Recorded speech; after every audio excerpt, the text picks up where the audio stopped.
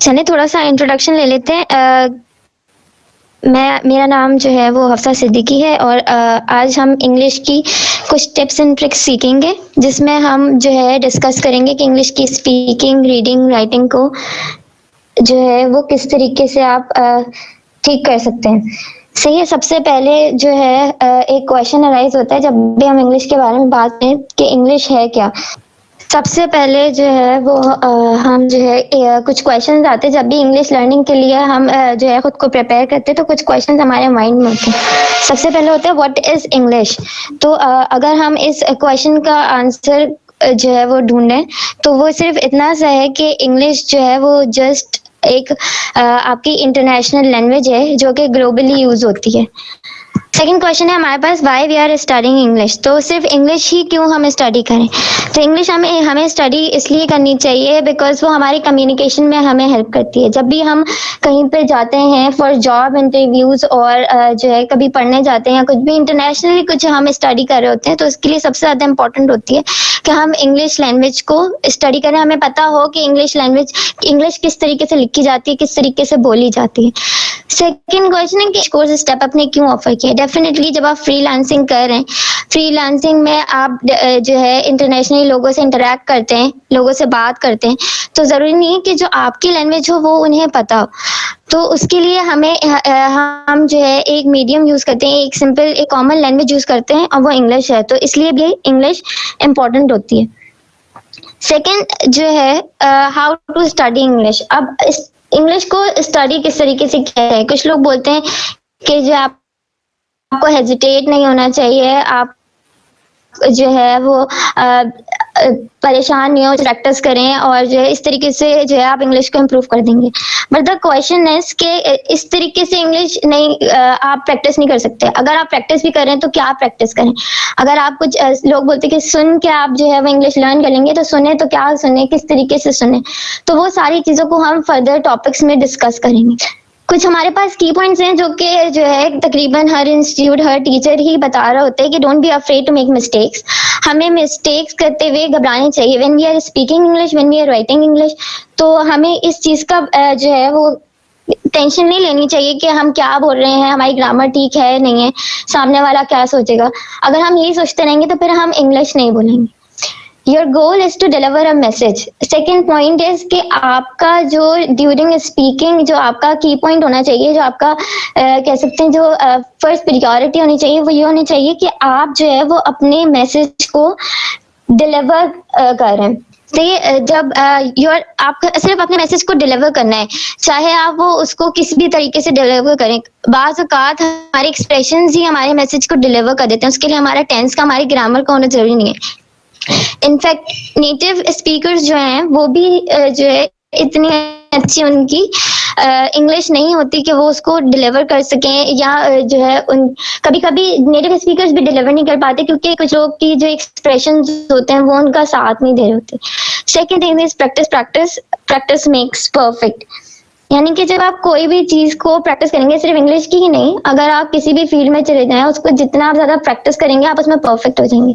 अच्छा, अब प्रैक्टिस का मतलब ये नहीं होता कि आप सुबह से लेकर रात तक सिर्फ इंग्लिश ही पढ़े जा रहे हैं, उसी में ग्रामर में घुसे हुए हैं, ये कर रहे हैं वो कर रहे हैं। ये सब कुछ नहीं करना। इंग्लिश को प्रैक्टिस करने का मतलब है कि आपने एक दफा उसको जो है, अगर आपने कोई नई चीज पढ़ी है इंग्लिश में, तो आपने उसको सुबह पढ़ लिया, एक दफा रात में पढ़ लिया, दैट्स इनफ।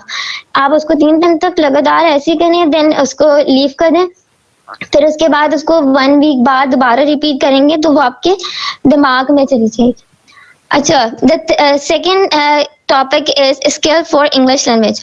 अच्छा, इस इंग्लिश लैंग्वेज जो है उसमें जो 4 तरह की चीजें होती हैं, that is reading, writing, speaking and listening. अब हम इसको एक एक करके डिस्कस करेंगे कि इंग्लिश लैंग्वेज में रीडिंग किस तरीके से की जाएगी, राइटिंग किस तरीके से की जाएगी, उसके क्या की पॉइंट्स होंगे, स्पीकिंग किस तरीके से होगी और लिसनिंग किस तरीके से होगी।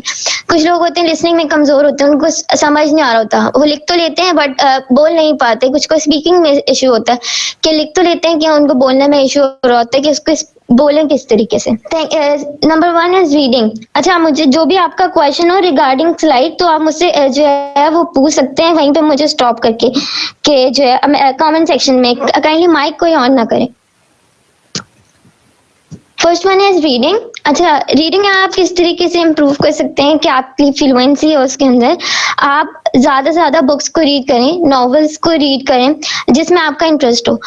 अच्छा, वो चीज कभी आपने रीड नहीं करनी जो जिसमें आपका इंटरेस्ट ना हो। अगर कोई टॉपिक है आपको बहुत बुरा लगता है लेकिन जो है उसके अंदर वोकैब्स अच्छी है, ये अच्छा है, वो अच्छा है, तो आपने देख के उसको रीड करना शुरू कर दिया। Don't do that. अगर आपने वो सब कुछ किया तो जो है आपका माइंड उस चीज को पिक नहीं करेगा। आप पढ़ तो लेंगे बट वो वेस्ट ऑफ टाइम होगा। Second, ask question to yourself after reading. जब आपने एक नॉवेल पढ़ लिया, फॉर एग्जाम्पल एक चैप्टर ले लिया, बिगनर्स यूजुअली चैप्टर से स्टार्ट करते हैं, नॉवेल्स थोड़ा आगे जाके उसको, जब आपको पता लग जाए कि आप जो है वो क्या समझने लग गए हैं स्मॉल स्टोरीज की, देन आप जो है वो नॉवेल्स की तरफ मूव ऑन करें। नॉवेल्स को आपने रीड किया, नॉवेल्स को रीड करने के बाद जब वो खत्म हो जाए तो क्वेश्चनिंग करें खुद से, but it should be in English. आप उसको उर्दू में क्वेश्चनिंग नहीं करें, आप उसको जो है आप उसको जो है अपनी लैंग्वेज में क्वेश्चनिंग नहीं करें बल्कि इंग्लिश में क्वेश्चनिंग करें खुद से, और उसके आंसर भी दें कि जो है किसी सीन में जो हुआ वो किस तरीके से हुआ, क्यों हुआ। अब वो खुद से ही कॉन्वर्जेशन करें उसको। कभी भी रीड करके उसको राइट करने की कोशिश नहीं करें। अगर आपने ऐसा किया तो जो है वो आप उसको ट्रांसलेट नहीं कर पाएंगे। सेकेंड थिंग, इंग्लिश सीखने की एक की पॉइंट है और वो ये कि कभी भी अपनी लैंग्वेज को ट्रांसलेट करने की कोशिश नहीं करें इंग्लिश में। यूजुअली जो है वो हम स्कूल्स में बोर्ड एग्जाम्स में देख रहे होते हैं कि जो है ट्रांसलेशन आ रही होती है कि उर्दू को इंग्लिश में ट्रांसलेट करना है। तो ये एक बहुत ही रॉन्ग मेथड है इंग्लिश सीखने का। इस तरह से आपकी इंग्लिश और खराब हो जाएगी। अगर देखा जाए तो ग्रामर, इंग्लिश की ग्रामर और उर्दू की ग्रामर में डिफरेंस होता है। जब वो डिफरेंस इस तरह का होता है कि अगर आपने जो है वो एक सेंटेंस लिखा हुआ है उर्दू में, अगर उसको आपने इंग्लिश में कन्वर्ट करने की कोशिश की तो उसका सब्जेक्ट और उसका ऑब्जेक्ट वो इस तरीके से मिक्स हो जाएगा कि आप उसको जो है वो आगे ट्रांसफर नहीं कर सकते, इंग्लिश में कन्वर्ट नहीं कर सकते। अगर आपने नॉवेल्स वगैरह डाउनलोड करनी है तो पीडीएफ ड्राइव जो है वो एक बहुत अच्छी वेबसाइट है जहां से आप डाउनलोड कर सकते हैं। Second is writing. अच्छा, ये बहुत इंपॉर्टेंट है राइटिंग फ्रीलांसर्स के लिए इसलिए इम्पोर्टेंट है क्योंकि वो यूजुअली जो है फिवर, अपवर्क वगैरह पे थ्रू चैटिंग जो है वो एक दूसरे से कनेक्ट हो रहे होते हैं और उसमें राइटिंग एक बहुत अहम किरदार अदा करी होती है। First thing is grammar and tenses should be perfect. जब आप लिख रहे होते हो ड्यूरिंग स्पीकिंग तो इम्पोर्टेंट नहीं होती आपकी ग्रामर, आपके लिए जो है आपने अपना मैसेज डिलीवर कर दिया, that's enough. But in writing grammar and tenses are very important.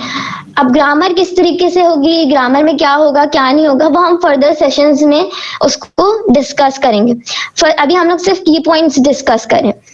Grammar में क्या क्या आ जाता है ये मैं आपको थोड़ा सा ओवरव्यू दे देती हूँ। लाइक जो है पार्ट ऑफ स्पीच आ गए, आपके सेंटेंस स्ट्रक्चर्स आ गए, सेंटेंस की एनालिसिस आ गई आपके अंदर। उसके अंदर जो है वो डिफरेंट चीजें आ जाती हैं जब आप जो है ग्रामर में जाते हैं। सेकेंड, हमारे पास वोकैबुलरी है जो हमारा मेन रोल प्ले करती है। किसी भी आपने अगर कोई राइटिंग की है तो उसका इम्प्रेशन क्या होगा, किस तरीके से होगा, डिपेंड्स कि जो है वो आप ग्रामर आपकी किस तरह की। सेकेंड इज टेंसेस, किस तरीके से इम्पोर्टेंट है। अब जैसे आपने कोई बात करनी है, अभी आपने जो है करंट टाइम की जो है अपनी बात डिलीवर करनी है तो कभी कभी लोग टेंसेस को गलत यूज करके उसको पास्ट बना देते हैं, उसको फ्यूचर में लेके चले जाते हैं और इस तरीके से हमारा मैसेज रॉन्ग डिलीवर हो जाता है। Yes, second is use correct vocabulary. कभी कभी लोग अच्छी वोकैबुलरी जार्गन्स यूज कर देते, जार्गन्स यूज करने के चक्कर में जो है अपनी वोकैबुलरी, अपना जो एक मोमेंटम होता है राइटिंग का वो खराब कर देते हैं। तो कभी भी जो है अच्छी वोकैबुलरी ढूंढने के लिए जो है सिर्फ अच्छी वोकैबुलरी को यूज करने के लिए कभी भी अपने जो मैसेज आपका डिलीवर होता है थ्रू राइटिंग उसको खराब ना करें। कोशिश करें कि जो आपका सेंटेंस जितनी उसकी रिक्वायरमेंट है उसके उतने ही वर्ड्स हो। Try to concise your sentence. अब आप राइटिंग में अगर जैसे हमें स्कूल टाइम्स में होता था कि एक ऐसे लिखने दे दिया जाता था और स्टूडेंट उसको जो है एक वर्ड्स को एक सेंटेंस को डिफरेंट वे में यूज करके एक ही बात को बार बार डिलीवर कर रहे होते थे। ये एक बहुत ही ज्यादा चीप वे है किसी भी अपनी राइटिंग को बढ़ाने का। ये कभी भी ट्राई नहीं करें।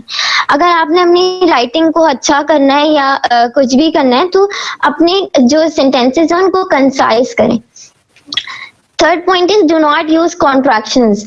अच्छा, द क्वेश्चन अराइजेस कि कॉन्ट्रैक्शंस क्या होती हैं।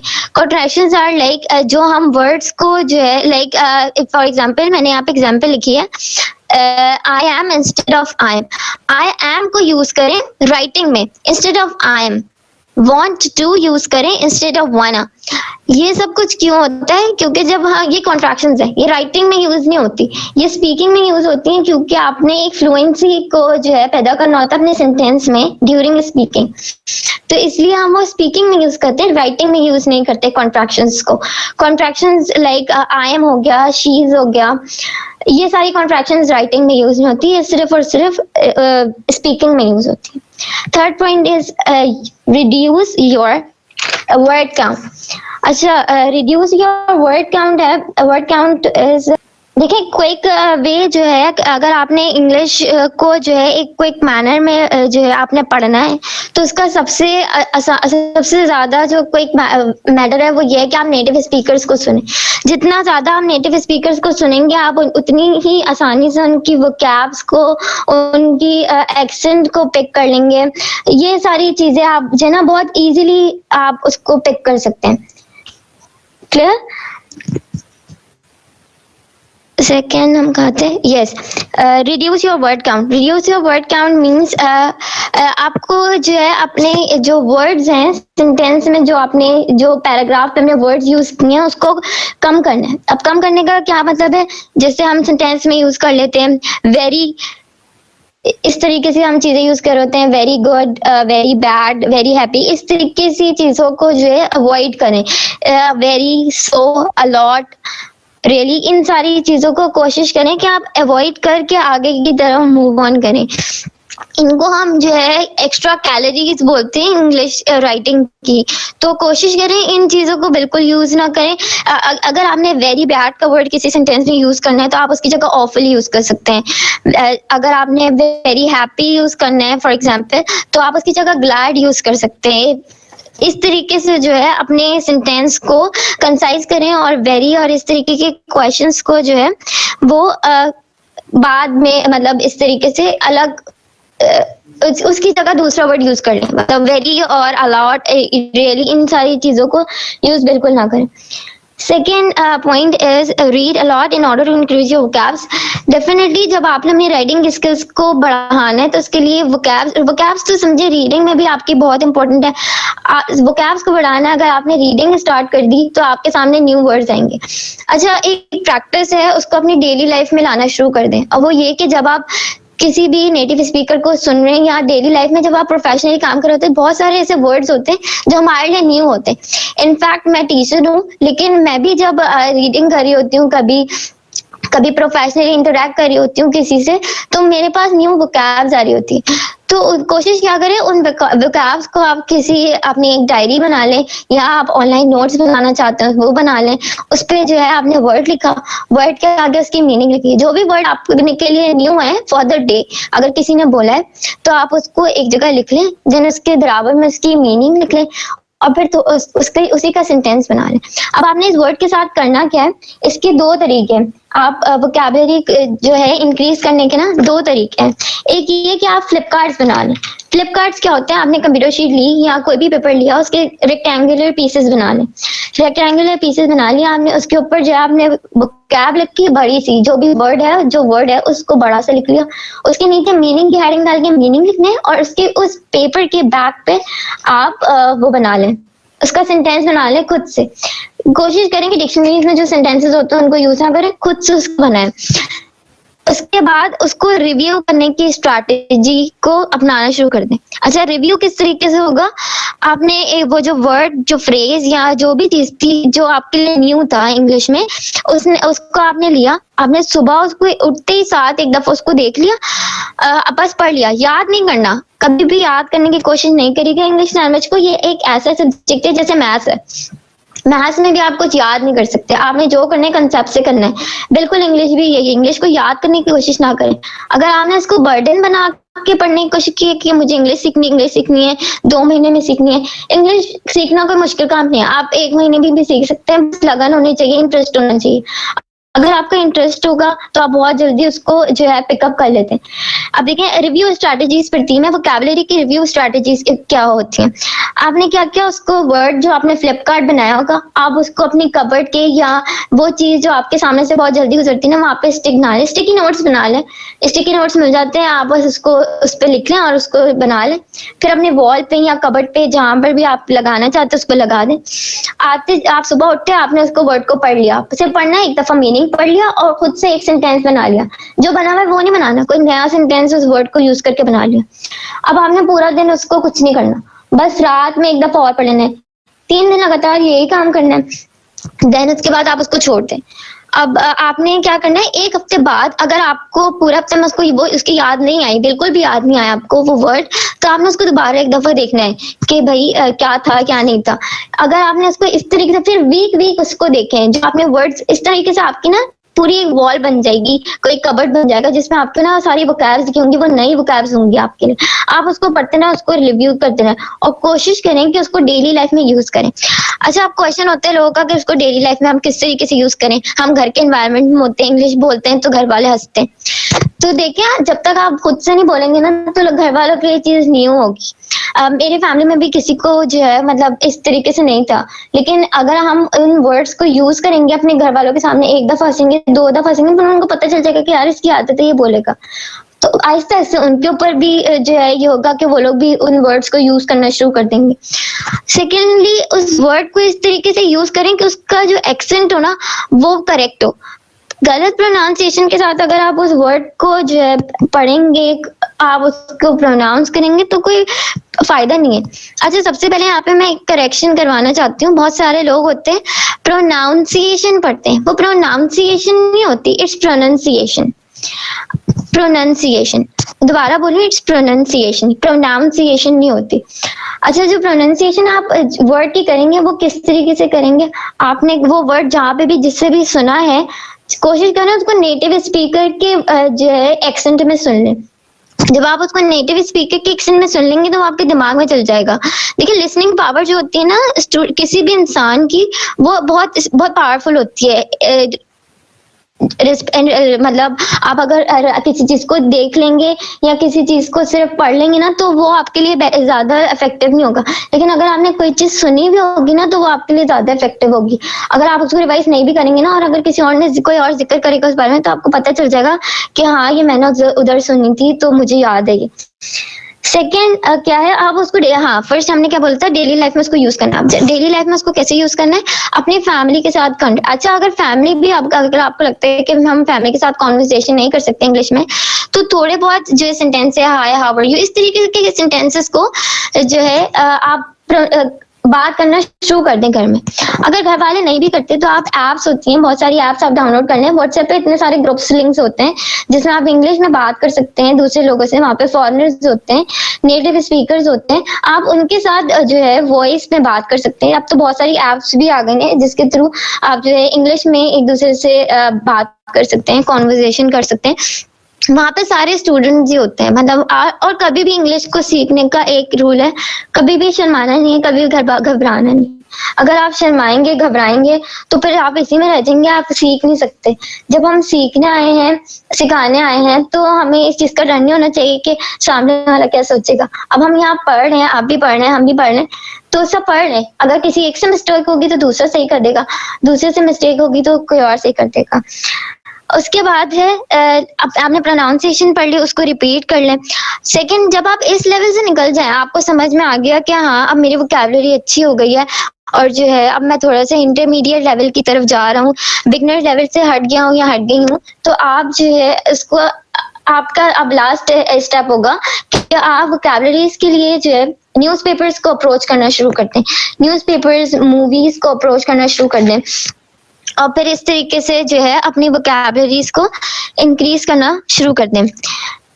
वेट, हम कहाँ थे, राइटिंग पढ़ते हैं हम। उसके बाद ओके, नेक्स्ट हमारे पास है स्पीकिंग स्पीकिंग एक बहुत मेन पॉइंट है कि अब लोग लिख तो लेते हैं, इंग्लिश आ गई समझ में, वोकैब समझ में आ गई, टेंसेस आ गए, ग्रामर आ गई, अब हमें स्पीकिंग की तरफ मूव ऑन करना है। स्पीकिंग के लिए जो है सबसे ज्यादा आप बोल सकते हैं इम्पोर्टेंट पॉइंट है कि हम नेटिव स्पीकर के साथ बातें करना शुरू करते हैं।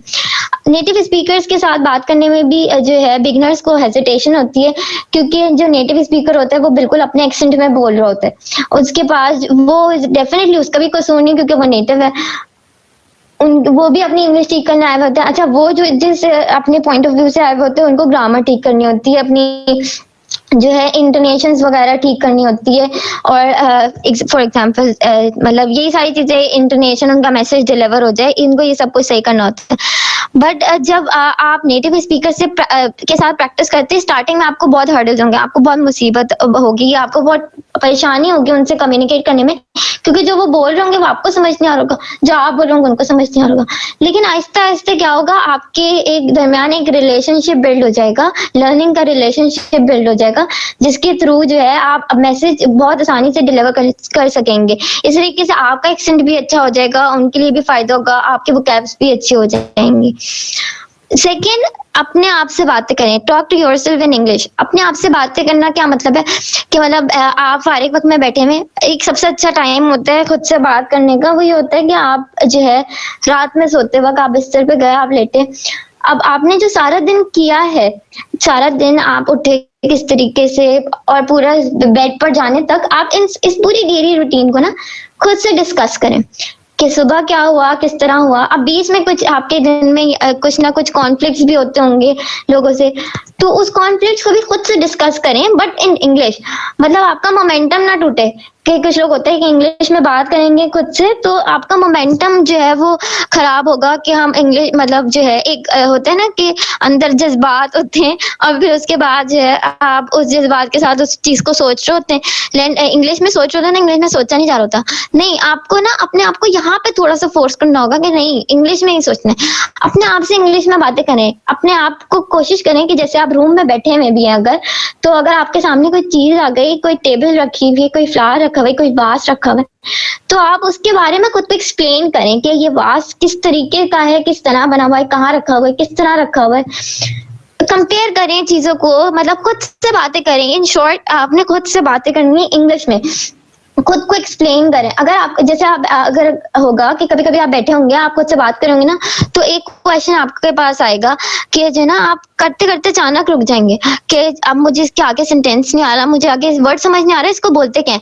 उसी वक्त आपने क्या करना है, आपने फोन उठाना है, गूगल करना है, उस वर्ड को नहीं समझ में आ रहा, आप ग्रुप में डाल दे, ग्रुप में कोई बता देगा आपको, मैं बता दूंगी, उस वर्ड का मीनिंग पता चल जाएगा आपको। अच्छा, कोई वर्ड सेंटेंसेस होते हैं कि लोग सेंटेंस भी नहीं बना नहीं पा रहे होते। अब उस सेंटेंस को किस तरीके से बनाना है, कौन सा फ्रेज यूज होगा, किस तरीके से स्टार्ट होगा सेंटेंस, किस तरीके से एंड होगा, ये सारी चीजें भी आपको ग्रुप में आप अगर आपको समझ में नहीं आ रही, आप गूगल कर लें। गूगल करने से भी आपको बिल्कुल समझ में नहीं आ रही, कोई टेंशन की बात नहीं है, आप जो है हमारे स्टेप अप के ग्रुप में पूछ लें, वहां पे आपको कोई भी बता देगा, मैं बता दूंगी, वहां पे कोई मसले वाली बात नहीं। इसके बाद हमारे पास थर्ड पॉइंट है, think in English. Think in English का मतलब मैंने वही आपको जो मैंने अभी बताया कि आप बैठे में भी है, कोई भी बात करें, कोई भी सोचे। अच्छा, आप बैठे में ना, आपको कुछ दिनों में खुद ही आदत हो जाएगी इंग्लिश में बात करने की, इंग्लिश में सोचने की। आप बैठे हैं, अब आप जो है किसी कॉन्फ्लिक्ट के बारे में सोच रहे हैं, किसी अपने घर में किसी से लड़ाई हो गई, बहन भाइयों से अक्सर हो जाती है, आप उनके कॉन्फ्लिक्ट के बारे में सोच रहे हैं, इंग्लिश में सोचें कि जो है मतलब उसने मेरे साथ क्या किया, क्या नहीं किया, ये सारी चीजें जो है ना आप इंग्लिश में अपने माइंड में ट्रांसलेट करें। अब जरूरी नहीं है कि आप सही इंग्लिश बोलेंगे, इंतहाई खराब होगी आपकी इंग्लिश, इस बात का ना पूरा अंदाजा लगा लें।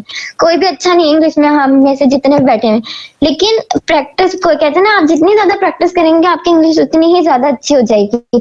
Second, devote sometime in learning pronunciation. अच्छा, जब आप अपने आप से बातें भी कर रहे होंगे, सोच भी रहे होंगे ना, तो उसके अंदर भी आपकी प्रोनाउंसिएशन अच्छी होनी चाहिए।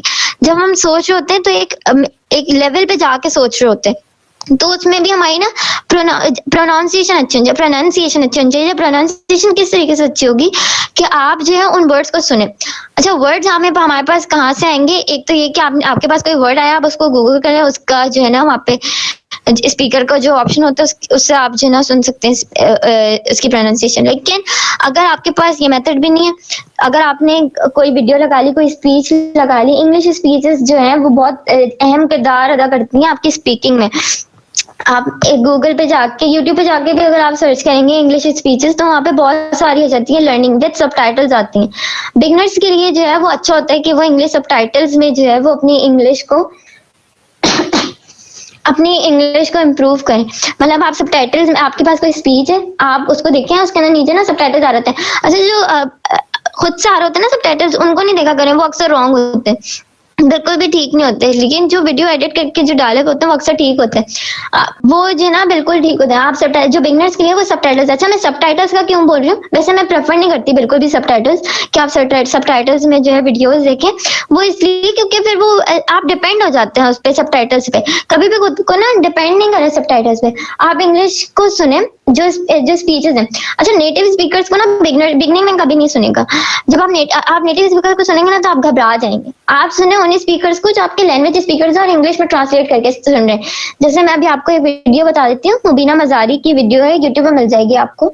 आप उनकी वीडियो देखेंगे ना तो उसके साथ सबटाइटल्स लिखे हुए, जब आप उसको सुनेंगे तो सबटाइटल्स के साथ आपको सुनने में बिल्कुल भी मुश्किल नहीं होगी। अब आपने एक दफा वो वीडियो सुन ली सबटाइटल्स के साथ, अब आपने वो वीडियो दोबारा से स्टार्ट करनी है, सबटाइटल्स को हटा दें, अब सबटाइटल्स नहीं सुननी, आपने आंखें बंद करके लेट जाओ, सुनते ना उसको कि वो क्या क्या बोल रही हैं।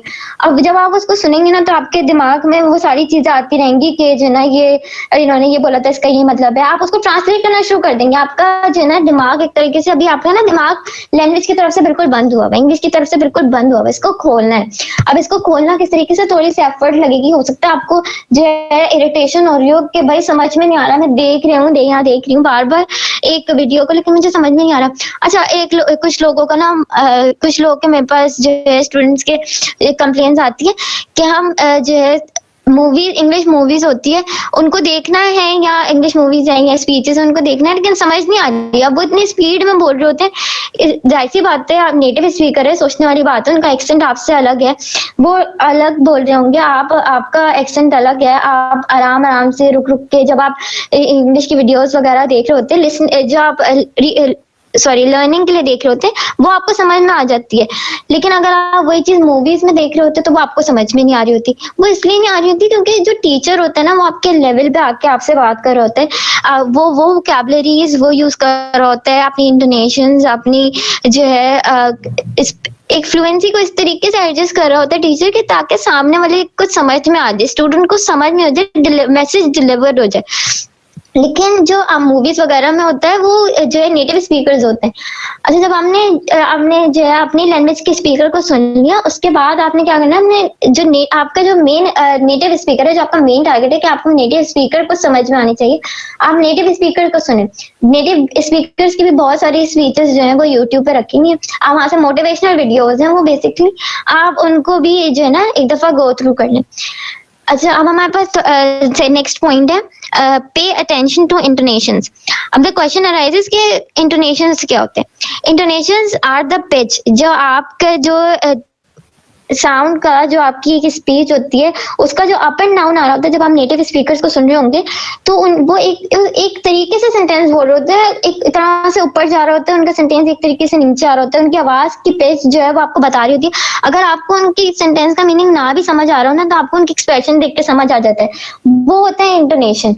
आपको अपनी इंटोनेशन भी सेट करनी है। कुछ लोग होते हैं रीडिंग जब वो करते हैं तो उनको ऐसा लगता है कि वो रीडिंग जो है बस एक तरह से पढ़े जा रहे हैं। इंटोनेशन में जो ना आपको ध्यान रखना पड़ता है, कहाँ पे फुल स्टॉप आ रहा है, कहाँ पे कॉमा आ रहा है, ये सारी जो ना ये पंक्चुएशन, जब आप उसमें आएंगे ना पंक्चुएशन की, जब मैं आपको पढ़ाऊंगी तो मैं आपको बताऊंगी कि जैसे आप फुल स्टॉप का तो नॉर्मली सबको पता होता है कि वहां पे आपको स्टॉप करना है। कुछ स्टूडेंट्स ऐसे होते हैं वो फुल स्टॉप का ध्यान नहीं रखते, वो जब एक फ्लो में बस चल रहे होते तो चल रहे होते, उसके बाद रुक नहीं रहे होते। ये होते हैं रीडिंग स्किल्स, ये आपकी बहुत अच्छी होनी चाहिए। आपको पता होना चाहिए कि कहाँ, कि जब रीडिंग स्किल्स ना ऐसी होनी चाहिए कि जब आप कोई चीज रीड भी कर रहे हो ना तो सामने वाले को पता चले कि ये क्या रीड कर रहा है, मैसेज डिलीवर हो रहा हो। रीडिंग करने का ये मतलब नहीं है कि इस पॉइंट से आपने शुरू किया तो उस पॉइंट पे जाके आपने खत्म किया और आपने सांस ली, ऐसा नहीं होगा। इस तरीके से ना आपका मैसेज डिलीवर हो सकेगा, आपकी रीडिंग का कोई फायदा नहीं, सिर्फ टाइम वेस्ट करने की बात है। नेक्स्ट है try, do not try to translate your language in English. मैंने वही बात बताई कि अपना उर्दू का जो सेंटेंस है उसको कभी भी ट्रांसलेट करने की कोशिश नहीं करें इंग्लिश में, कि वो ये कर रहा है, वो कर रही है, तो हम उसको अब वो को क्या बोलते हैं, कर को क्या बोलते हैं, इस तरीके से जो है अपनी जो सेंटेंसेस है उसको ट्रांसलेट करने की कोशिश बिल्कुल भी नहीं करें। ये हो गया हमारा स्पीकिंग। इसके बाद हम आगे चलेंगे एंड दिस इज लिसनिंग।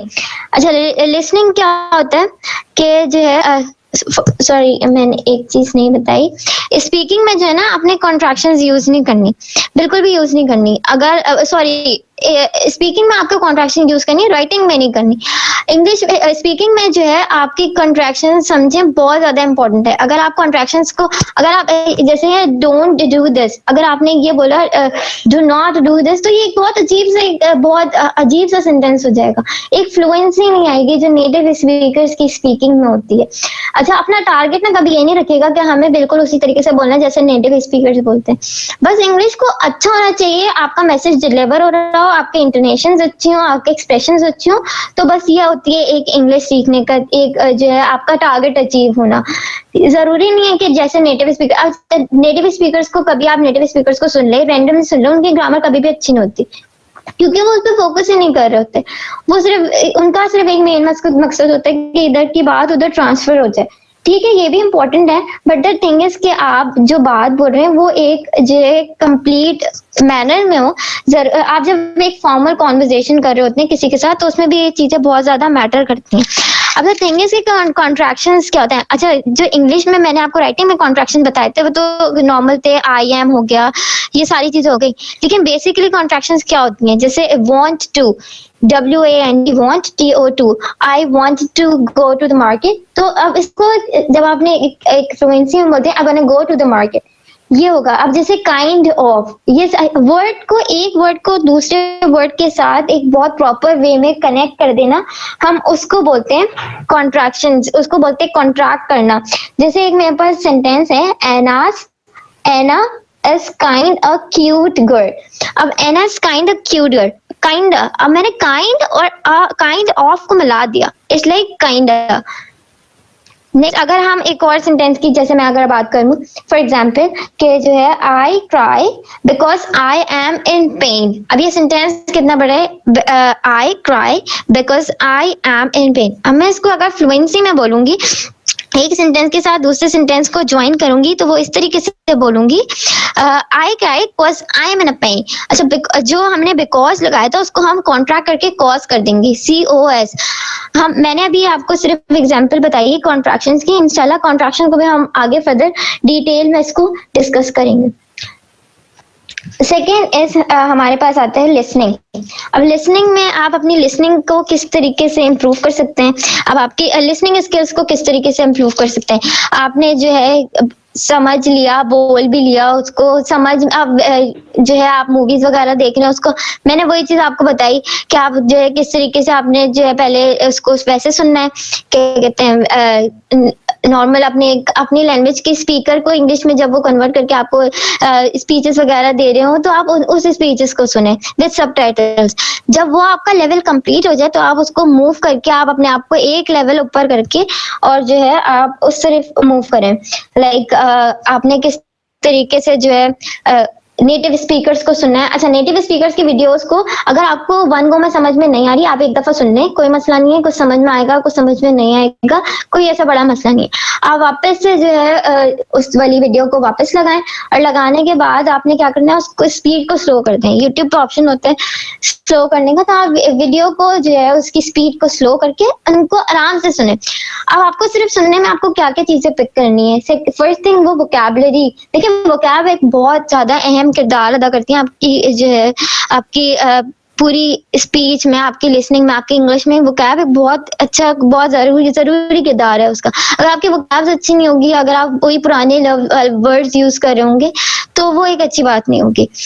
आपने अपनी वोकैब्स को अच्छी करनी है। Listen to English speeches of your language speaker, then listen to native speaker. अब आपने उस नेटिव स्पीकर को सुनना है, उनके एक्सेंट पे गौर करना है, बहुत ज्यादा गौर करना है कि वो किस वर्ड को किस तरीके से प्रोनाउंस कर रहे हैं, किस तरीके से बोल रहे हैं, उनका डिलीवरी स्टाइल क्या है, उनका सेंटेंस, अगर कोई एक सेंटेंस है वो उसकी पिच किस तरीके से हाई जा रही है, किस तरह लो हो रही है, कब वो रुक रहे हैं, कब वो पॉज कर रहे हैं अपनी वॉइस को, ये सारी चीजें आप उसको यूज करें।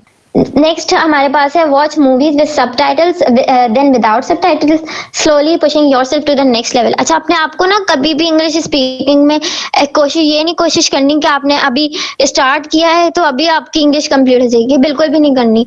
आपने अगर कोई चीज पढ़ ली, आपको याद नहीं हो रही, जस्ट लेट इट बी, आप उसको छोड़ दें, बिल्कुल भी आपने उसको नहीं यूज करना, आप आगे की तरफ मूव ऑन करें। अच्छा, मुझे एक चीज और याद आई, आपने जब अपनी इंग्लिश इंप्रूव करनी है, उसके अंदर सबसे अहम किरदार है कि आपने जो है अपने फ्रेजेस यूज करने, अपने कोशिश करें अपने सेंटेंस में, अपने उसमें फ्रेजेस यूज करें। अच्छा, मैं फ्रेजेस भी ना आने वाले सेशंस में इंशाल्लाह डिस्कस करूंगी इन डिटेल कि आपको डेली लाइफ में किस तरीके से फ्रेजेस यूज करने होते हैं, कौन से फ्रेजेस यूज करने चाहिए, कि सब हम जो है इंशाल्लाह टोटल बिल्कुल आगे डिस्कस करेंगे। लेकिन हमारे पास जो प्रायोरिटी है वो ग्रामर की, सबसे पहले हम ग्रामर को रखेंगे। जब हम ग्रामर डिस्कस कर लेंगे इन डिटेल के ग्रामर में क्या होता है, किस तरीके से होता है, फिर हम इस तरीके से आगे बढ़ेंगे। उसके बाद है watch news and other show which you like in. हाँ, जब आपने क्या करना है, आपने वो चीजें कभी भी इंग्लिश में नहीं देखी। अब कुछ लोग होते हैं न्यूज देख रहे होते हैं फजूल में बैठ के इंग्लिश में कि इंग्लिश अच्छी होगी। अच्छा, उससे बिल्कुल भी अच्छी नहीं होगी। अगर आपका न्यूज में इंटरेस्ट नहीं है और बैठ के आप इंग्लिश में न्यूज देख रहे हैं कि आपकी इंग्लिश अच्छी होगी, आपके वोकैब्स अच्छे होगी, आपका एक्सेंट अच्छा होगा, तो ऐसा कुछ भी नहीं होगा, क्योंकि आपका इंटरेस्ट नहीं है। जहां आपका इंटरेस्ट नहीं होगा वो चीज आप पिक नहीं कर सकते। कोशिश वो करें कि जहाँ पे आपका इंटरेस्ट है, जो आपका इंटरेस्ट है, आप जो है उसके थ्रू उस पे चलें। अपने आप को कभी फोर्स करने की कोशिश नहीं करें कि नहीं मुझे करना है। नहीं, आपने सोच लिया करना है। अगर आपने बिल्कुल अपने दिमाग पे सवाल किसी के कहने पे कर रहे हैं या पेपर देना है इसलिए कर रहे हैं, तो इस तरीके से इंग्लिश नहीं सीखी जाती। आप वक्ती तौर पर तो उसको सीखेंगे, लेकिन कुछ टाइम के बाद आप उसको भूल जाएंगे। वोकैब्स को याद करने की कोशिश कभी भी नहीं करिएगा। वोकैब्स आप जस्ट पढ़ें और उसको अपनी डेली लाइफ में यूज करने की कोशिश करें, वो आपके दिमाग में खुद ही बैठ जाएगी। जब आप टाइम आएगा बोलने का तो आपके दिमाग में खुद ही आ जाएगी कि हाँ ये वर्ड मैंने वहां पढ़ा था, तो अब मुझे इसको यूज करना है। यहाँ पे हमारा सेशन खत्म होता है।